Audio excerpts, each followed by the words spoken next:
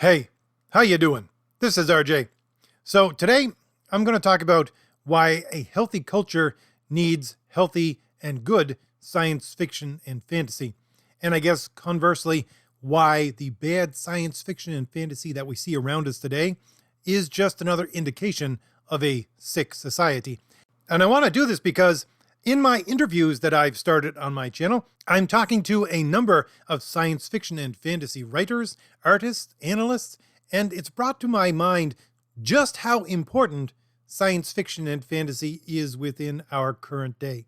But before we get there, I just want to let everyone know that my graphic novel, The Valiant Heroes, is still up on Indiegogo. I will put the link for that in the description because, well, the campaign has been shadow banned like so many others, so you need the exact link in order to get there. The book includes 3 different stories and a backup story. The first one of The Valiant Heroes itself, which is kind of a X-Men type story. The second one being The Rampaging Thor. The third one being The Redemption of Kit Fox, which is very much a old detective-style Batman story. And you can get all 3 of those along with the backup story in the main graphic novel, or if you want just 1 or 2 of those stories, you can also get them in a floppy. They are $8 a piece, which is comparable to what you would find in your comic shop, although even my floppies are a little bit bigger than what you'd find in your comic shop. And also in the description is the early bird sign-up page for my next graphic novel, the campaign for which will be starting in about 5 months. It is called Crom the Destroyer. It is an homage to Conan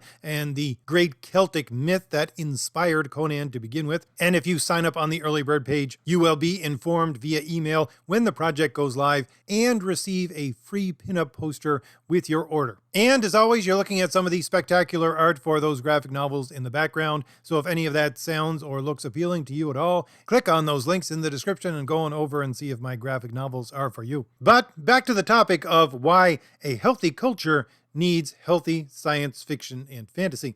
Well, it's part of the fact that every healthy culture needs a healthy subculture in order to keep it in check, in order to keep it on course, in order to keep it from going too far in one direction or another. It makes me think of sailing because, well, I was talking to Mike Barron and a lot of what I have to say was sparked by my conversation with Mike Barron in that interview, which is on my channel. But before we actually talked on the interview itself, we were talking about sailing. And one of the things about sailing is, since you're using the wind as your mode of propulsion, if you have to go directly into the wind, that is to say, your course is set where the wind is coming from, how do you do that? We attack. That is to say, you go slightly off course, but towards the general course of forward in the direction you want to go, using the wind to push you slightly to the side but forward. And then after a little bit, you have to switch directions so that you zigzag back and forth so that you're going in the direction you want to go, which is directly into the wind, although you have to do it tacking back and forth, as I said, zigzagging this way and that. Or another analogy that comes to mind is the idea that Aristotle goes on about saying, let's say you have a pole that is bent in a direction that makes it useless, and you want it straight. Well, what do? Well, what you do is you bend it back in the other direction. You overcorrect in order to get it straight again. But the point is that it's in order to get it straight. If you keep on bending in that opposite direction, even after it has become straight, it's just going to get bent in the other direction and become just the same useless piece of wood. The same thing is happening with our culture. We were self-correcting by trying to be bent in the opposite direction of what the culture was, but now it's been in that direction for so long that we're bent too far in the other direction. Or to say we've gone too far off course because we haven't tacked back to the central point towards the course of where we're going. And I would say, again, after talking to a number of science fiction and fantasy writers, that science fiction and fantasy is that correction mechanism for our culture right now. It is the counterculture that allows us to recorrect our course so that we continue to move in a direction that allows us to advance even though we're going against the wind. Because, quite simply, as human beings, we're fallible, and it doesn't matter what kind of perfect knowledge we have of something, after a while, it's going to become stale insofar as little bits of error will creep in, and those errors will drive us more and more off course, and we need something to recorrect. And that recorrection is the ability to ask questions. It's the ability to suppose things that don't exist. It's the ability to posit answers to questions that we don't quite fully understand. And quite honestly, I see this throughout history. If we go back to the ancients, I would say that was mythology and their storytelling through theater. With the medievals, it was theology, and I would say folklore to some extent. For both of these societies, this almost religious basis, which had an expression in storytelling, allowed for questioning, allowed for fanciful ideas to come to the fore, perhaps suggesting that something else might be going on here than the regular culture would normally understand. But for modern society, that has abandoned religion in so many ways, that's no longer an option. But the same thing still happens, because we depend upon our pseudo-religion, the thing that everybody puts their faith in nowadays and has for hundreds of years now, and that's science. And indeed, it is a pseudo-religion. If you look at what most normal people understand about science, it's not actual science. I think that is manifestly clear over the last couple of years, where you had normal people telling scientists to shut up because they knew the science better. This is not actually science. Philosophically, it would be much more close to scientism. But the point being that since religion has been replaced by science and everybody puts their faith in science, it is that bedrock which we use for questioning, which then gets translated into story, and most notably, of course, it would be questioning through science fiction and fantasy type stories. And again, it allows us to ask questions that we don't know the answers to, which we can see if we look back at the science fiction and fantasy over the last 100, 200 years. Go back to Jules Verne and his, Trip to the Moon, where these people get shot off to the moon. That seems quite ridiculous to us right now because they get out of their little rocket ship and walk around on the moon without any kind of protective gear. But again, this is not a question they had the answers for at the time, and this was positing what it might be like. The same thing can be seen even if we go back to the 50s, where you have all of these, especially the covers for science fiction and fantasy magazines and books, where you have someone who's out in space and basically all they have is a goldfish bowl on their head in order to make sure they can still breathe, but they have a swimming suit on besides? Yeah, it doesn't work like that. That's kind of funny to us right now, but again, they're positing this question. They don't know. Most normal people wouldn't know how actual things would work in outer space, how people would function in outer space. These are questions that we asked of ourselves during these times when we were about to discover what these scientific truths and how we deal with them as human beings actually exist. But the important point to focus on here is the fact that this kind of storytelling, no matter whether it was plays in the ancient Greek amphitheaters, or it was folk tales being told around a fire in medieval houses and towns, or pulp fiction being put out in the 1950s, it was always a part of a counterculture. It was always a part of questioning whether the understood cultural norm was actually true to some extent. There's funny little examples of this throughout history. Go back to the Middle Ages, where you have this theology that was very strictly adhered to by society, which would seek to answer questions about what actually was real, and then go into the taverns, go into the kitchens of some of these medieval villages and hear the stories about elves and spirits and goblins and things like that, which would seep into the minds of the people that were going about their everyday life, and then be manifest in physical ways where farmers would plow a very uneven zigzag pattern at the side of their field in order to keep fairies out from actually destroying their crop. Things like this would happen, and they would come out of the tales and stories being told. It's no different today. Now, I'll have to stop right here and put in my own 2 cents saying that I think there is such a thing as a healthy counterculture and a unhealthy counterculture. I would say a healthy counterculture would seek to answer questions that the normal societal understanding of things just can't get at. Maybe the more intellectual parts of the society would have the answers to those questions, just like a couple of years ago, the scientists did have actual access to the answers to many of these questions, but the normal society didn't. The normal society and the way that they looked at the monolithic parts of their culture that were in control couldn't see the answers. And so questions were asked in order to try to understand what is truly going on. But at the same time, there is a counterculture which seeks to obscure the truth. That is a very unhealthy counterculture. But as Aristotle would say, storytelling is the easiest corruptible of all the forms of argumentation and really of asking questions as well. So trying to detangle one from the other, the healthy from the unhealthy, is probably a fool's errand. Or I suppose really is something that just constantly needs to be done because it always intermixes. But to focus more on our own science fiction and fantasy, our own path of asking and answering questions which we don't quite understand, if we look at the modern period, or at the very least the last 100 years, we can see this happening over and over again. I would say the very thing I always look at, which is comic books, is an example of this. The idea of a superhero is an example of this. Society and culture at large was becoming so monolithic, so detached from providing from the individual. About 100 years ago, you had these people saying, okay, let's posit a society where an individual can take justice into his own hands and do so justly, do so rightly. Why?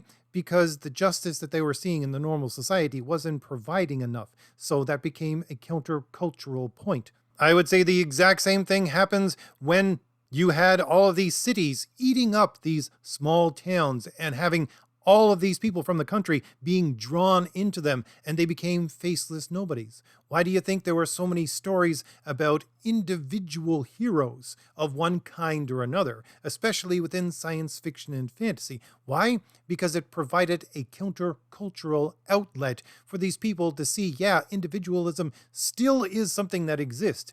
It is a good that we need to strive for, contrary to the normal workings of the present society, which is eating up the individual. I would say the same thing happened within the 60s and the 70s, where you had all this campy science fiction and fantasy. It was an outlet at that time for people who were just too beaten over the head with the seriousness of the cultural norm and what was going on, I would say, what we look back and see as historically. They had stories, which were a countercultural point that allowed them to laugh. And even in the 80s and the 90s, most people look back and look at all of the science fiction and fantasy there, and they see this hyper-masculine ideal and think that that's what the 80s and 90s were like. No, see, that was a countercultural movement. There was a lack of such things because you had all of these guys who fought in World War II dying off, or at the very least getting so old that they weren't in their prime anymore. And so society at large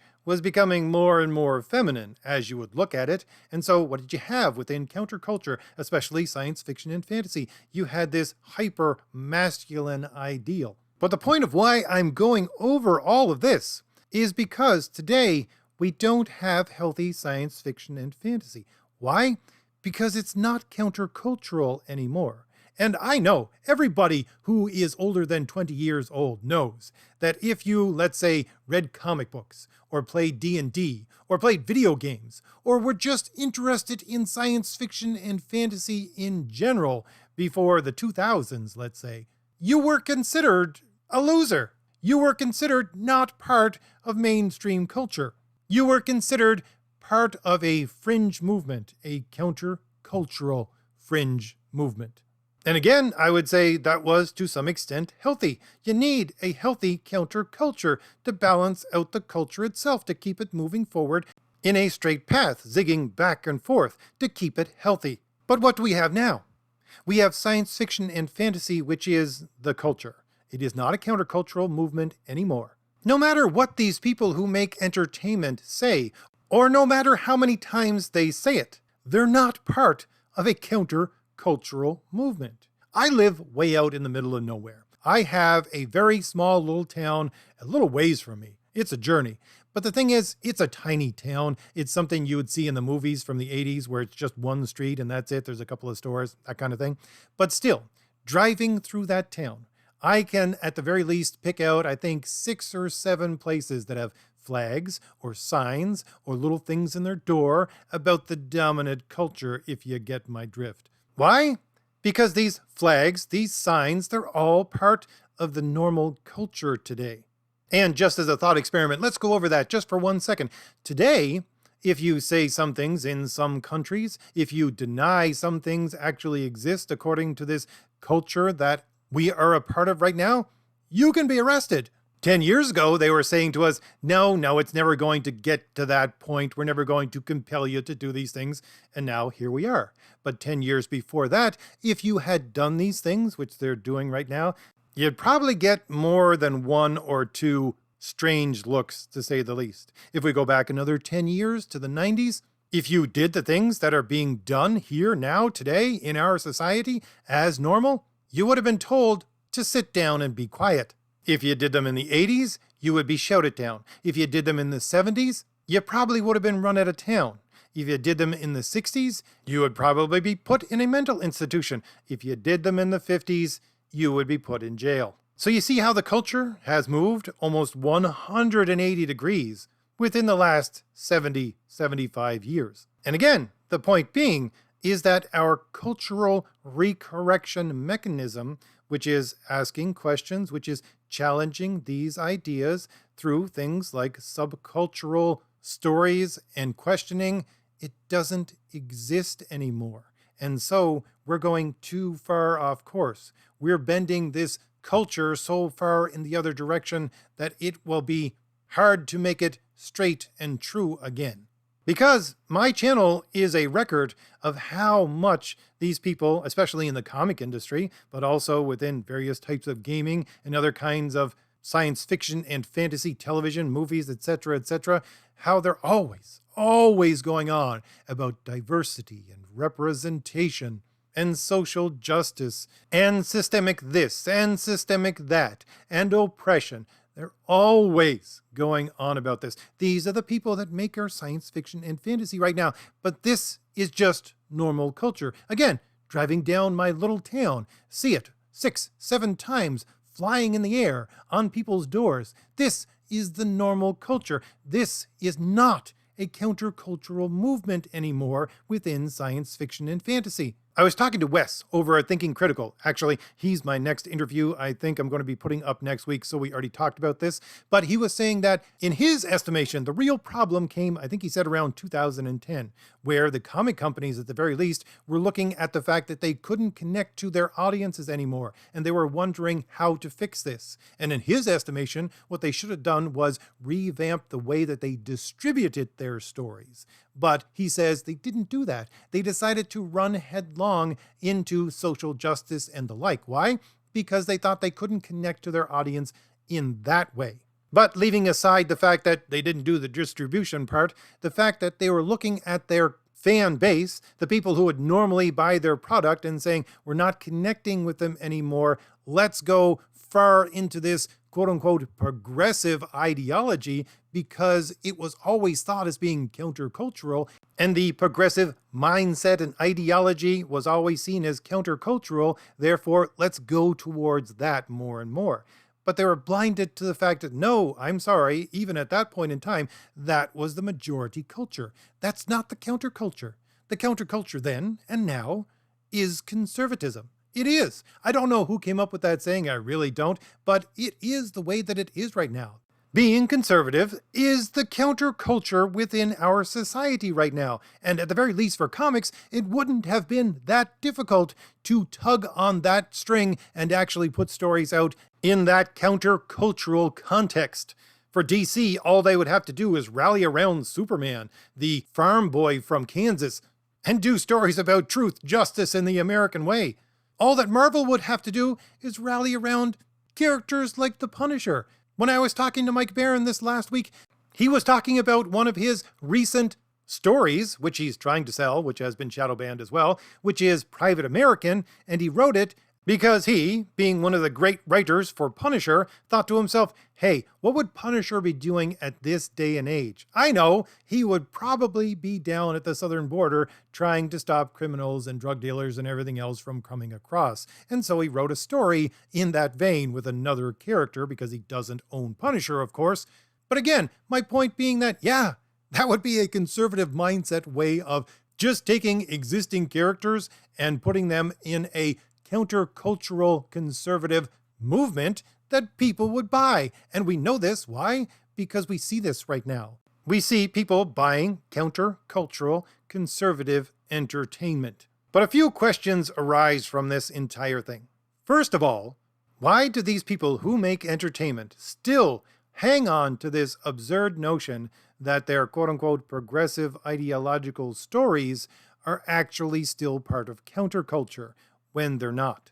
Well, that one's pretty simple. It's the fact that their ideology doesn't actually work with reality. And since the whole thing is built upon and they see as being confirmed by oppression, whenever they're oppressed, they say, yeah, we're right. Yeah, we're going in the right direction. Yeah, we're still the underdog. Yeah, we're still the counterculture because we are still being oppressed. But the point is, why they're still being quote-unquote oppressed isn't because of society. It's because, again, their ideology doesn't work with reality. Reality is oppressing them. And no matter how much power they grab, no matter how long they're in control, no matter what they do to try to alleviate this situation, it's not going to change. Reality is reality, and it's always going to slap them down to the ground because they're not doing what they need to do in order to work with reality. And so, as I said, they see this as being the oppression which they long for in order to confirm themselves as being right and the underdog part of counterculture. Secondly, there was a very interesting thing said by, I think it was James Tinian IV, on a panel that I covered, which was from the Writers Guild of America, which had comic book writers and television show writers for science fiction and fantasy and producers of these shows. And he was saying, look, we know that the pendulum is going to swing back, so the conservatives are going to take control, but we need to make sure when that happens, we don't lose any ground that we've taken. And that's the thing. You see, they don't think they can lose ground. They think they're on the right side of history. They think they're actually, quote unquote, progressing society, and so they can't lose any ground. And why do they think that? Well, it's because for the last 75 years, that's the way that it's been. They've been moving in that direction, and the conservatives have just been sitting there stymieing them, trying at the very least to stop them from moving forward as fast. Conservatives have not done anything to move in the opposite direction for I don't know how many decades now. It doesn't matter what conservative Republican party that you try to vote into power to try to get culture to move in the other direction. They're not going to do anything. They haven't done anything for a long time. And since that's been the way it's been for decades and decades, the creators of all entertainment, not just science fiction and fantasy, are of this mindset that, yeah, it's going to continue to go in this direction. But it's not. There's an old axiom, I don't know where it comes from, which we were taught a long time ago in school when studying politics, and it carried on through my university years, when talking about cultural norms. And the axiom was, when you're talking about cultural norms and things that society would see as normal, if you have to fight for it, it's already lost. But it's in the vein of the dominant culture is trying to hold on to this thing and they have to fight for it. And if they're fighting for it, they're gonna lose it. And that's what we see today. We see this dominant culture that is striving so hard, desperately, to control everything in order to make sure that they don't lose any ground, but they're fighting for it. And again, historically, you look back at the way these things play out, yeah, since they're fighting for it, it's already lost. But one of the main reasons why I wanted to talk about this is because there is a criticism coming from what I would call the other side, these quote-unquote progressive people, not just those who make this kind of entertainment, but those who support it. And their criticism of conservative entertainment as it starts to emerge is that, you see, it's no good. It's amateurish. It is going to take forever for you to build up anything close to what we have right now in, let's say, a Marvel or a DC. Or my personal favorite, well, you see, it's not going to save the industry. It's just being bought as a protest against what actually exists out in mainstream entertainment. Now, I want to take on each of those according to all the things that I just talked about for a moment. The first one is that what is coming out is amateurish. I would say, yeah, it is. One of the things Mike Barron and I talked about was Sturgeon's Law. Sturgeon's Law being 90% of everything is crap. We just stick around for the 10% that's actually good. I'm very inclined to believe that. And here's the thing. When you have such a system where 90% of everything is crap, well, if you have a healthy entertainment system, then you have these people who are writing the crap actually trying to understand how to do it by writing things that don't actually get published, that don't actually become reality. That's where 90% of the crap should be. You should keep it behind the wall of what is actually going to be produced. You should keep it under your bed. You should keep it in your closet. But that only works in a system that is a merit-based system. That is to say, we're basing everything on merit. Your stuff is not good enough. Shove it under your bed. Try again. We don't have a merit-based system because we've gone too far into the quote-unquote progressive direction. So yeah, a lot of stuff that is coming out is amateurish. Why? Because we don't have a merit-based system whereby someone could tell you, no, you're not going to get that published, try again. No, you just put it out there in the world. Why? Because that's the best we got right now. Why? Because they have a stranglehold on what is actually being produced. Therefore, just get it out. That becomes your merit-based system. Getting it out to customers, they become your editors. They become the people who tell you whether or not you're good enough. And that's where the 90% of crap that is coming out right now has to filter through so that we can get the 10%. And that feeds into the other criticism, the second one that I talked about, where people say it's going to take you forever and ever to catch up to, let's say, Marvel and DC if you're a comic book writer, therefore give up. I'm sorry, but just because people have to start at the beginning and really start at the beginning, because, once again, you're barred from entering the normal system, therefore you have to start from scratch, yeah, it's going to take time. Yeah, it's going to take 30, 40 years, maybe, for some of these characters that are being developed right now to turn into something that is a cultural phenomenon. So what? And the third one is one I've heard not just from these people, these quote-unquote progressive people that are criticizing conservative entertainment or alternative entertainment, I should just say, because it's a countercultural movement, once again, but normies like Perch, who, again, if you don't know, runs his own comic analysis channel and has people within the comic industry that he talks to all the time. He keeps on saying things like, this is never going to save the industry. For example, these crowd-funded comics, people are only buying them as a part of counterculture. And the stories, no one's talking about the stories, whether the stories are good or not. And so what's the point? Who cares? If the story's not good, then it's not going to save the industry. And they're, again, just doing it to own the people on the other side. And I'm thinking to myself, how in the world is that a criticism? This is the whole point of what science fiction and fantasy is supposed to be. It's supposed to be a countercultural movement. I'm sure everyone who is listening to my voice has some friend somewhere who used to be interested in the thing that you are interested in, whether it be comics or playing D&D or playing video games or science fiction and fantasy of one kind or another, like Star Trek or Star Wars. And why did they fall out of it? Because they were just interested in it because it was something that was countercultural. Okay, I've known plenty of people like that over my life. So what? That's kind of one of the points, as I said, of science fiction and fantasy. No, perhaps it shouldn't be the majority, but I think it might be the majority at times, where people are just gravitating towards these things as part of counterculture, not because they have the best stories in the world. And again, we can look at the history of science fiction and fantasy and see, I think, great swaths of time where this just might be the case. So really, I don't see that as being a criticism at all in any way. But then again, it loops right back around and says, well, you see, these stories are just crap. And I'm thinking, yeah, well, we go back to the first part where 90% of things are crap. And we need to use the people who want to buy these things as the editors for these stories because you're not allowed in the mainstream where you can have a system of people who will tell you what is good and what isn't, which loops back right again into it'll take you forever. You're just going to get a couple of good stories out of this. So what? A couple of good stories. That's the 10%. That's what we're looking for. That's what you need to build. All of this criticism is ridiculous when you understand that science fiction and fantasy is a countercultural movement.